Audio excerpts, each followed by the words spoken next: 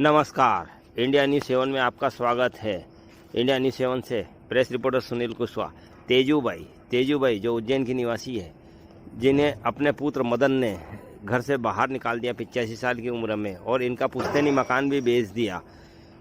और पुश्तैनी मकान बेचने के बाद में इन्हें दर दर की ठोकरें खाने दी, जो फ्रॉड किया। फ्रॉड करने के बाद में इनके पेंशन के भी सारे पैसे निकाल दिए। आज वो ब्लड कैंसर से ग्रसित है, जो तकलीफ़ में है और मजबूरी में अपनी पुत्री के घर निवास कर रही है, नया बसेरा इंदौर के अंदर। देखिए रिपोर्ट। तेजू भाई की जुबानी दुख की कहानी, कलयुगी बेटे की करतूत। कलयुगी बेटे की करतूत। 85 साल की उम्र में माँ को बाहर दर दर की ठोकरें खाने के लिए, मरने के लिए मजबूर कर दिया गया। देखिए रिपोर्ट। पहले थाने में भी इनकी रिपोर्ट बताती, तेजू भाई की थाने में भी इनकी रिपोर्ट करवा दी गई थी, मगर वहाँ से भी कोई कार्रवाई नहीं हुई। अब ये देखिए गरीबों का मसीहा कौन।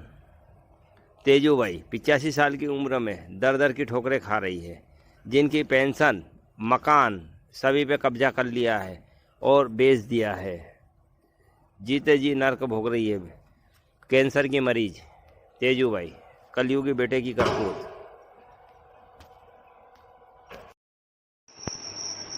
इंडिया न्यूज़ 7 में आपका स्वागत है। आज हम आए उज्जैन में तेजू भाई के पास में, इनकी कुछ समस्या सुनने के लिए।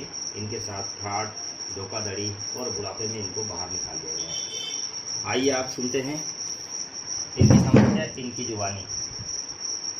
अम्मा, आपका नाम? तेजू। अम्मा, क्या कारणवश आपकी तबीयत खराब हुई है और क्या हुआ अभी तक? मेरी तबीयत बहुत खराब है। आपके बेटे का नाम क्या है? इसका नाम रमेश नाम है। मदन बोल, उसका नाम मदन। मदन इसका मेरी नाम। उंगलियां ऐसे ही घुसती हैं। आप उनके साथ में अभी तक रहते थे, हाँ, रहती थी। है ना? आपके साथ क्या दुर्घटना हुई? मेरे साथ में इसने बहुत मारा कुटी करी, बहुत पैसा कुल चीज छोड़ा ली उसने। सभी चीज, आपका कोई मकान वगैरह उसने नहीं? सब छोड़ा लिया। सब छुड़ा लिया घर की रिश्ते भी छुड़ा ली, बोलो मुझे। और आपको बाहर निकाल दिया। आप अभी किसके पास रह रहे हैं? मैं तो सड़क पर बैठी थी, ये बेटी है बेटी। आप आपके बेटे के खिलाफ कोई कार्रवाई? बोले कार्रवाई चाहती है। हाँ बोलना, मैं कार्रवाई चाहती हूँ।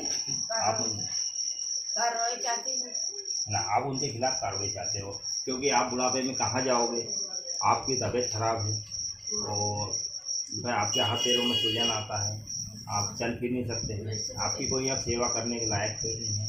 अभी आप आपकी बेटी के यहाँ रहते हो? बेटी के पास है। दीदी, आपका नाम? नर्मदा। तो आप बताइए क्या समस्या है? कि अम्मा बुजुर्ग हैं, थोड़ा बोल नहीं पाते हैं। फादर एक्सपायर हुए हैं 2020 में।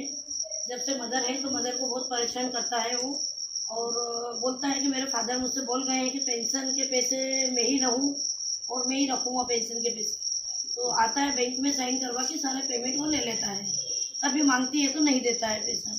इनकी तबीयत भी बिगड़ी तो इनको मतलब उज्जैन तक हॉस्पिटल में नहीं लाया, वो वहीं नरवल में ही इनका इलाज करवाया, और बोलता है पूरे पैसे मैं लूँगा, मेरे फादर बोल के गए। तो फिर इनका रख रखाव, इलाज और इनकी सेवा कौन करेगा? इनकी सेवा बड़ी बेटी कर रही है। वो कह रही है निकल यहाँ से, तो घर से निकाल दिए गए हैं इनको। सारे कपड़े वगैरह इनके रोड पे फेंक दिए गए हैं। और तो फिर बेटी को इनने फ़ोन किया और बेटी इनको लेकर आई है। ये बेटी के पास में रहते हैं।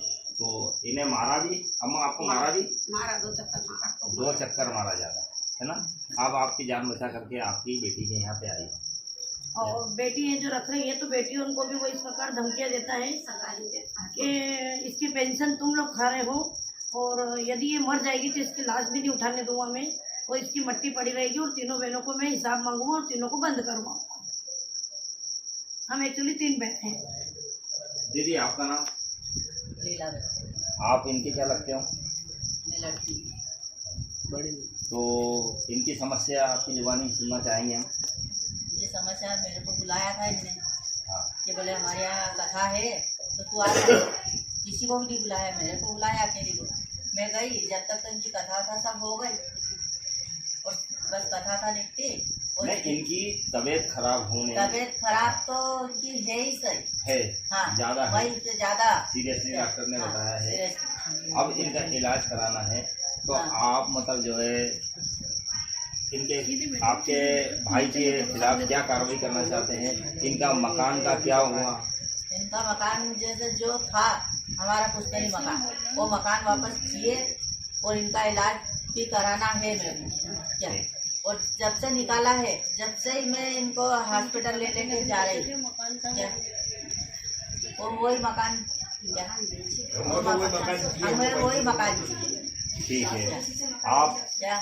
जो है माननीय और- शिवराज सिंह चौहान से क्या गुहार लगाना चाहते हो?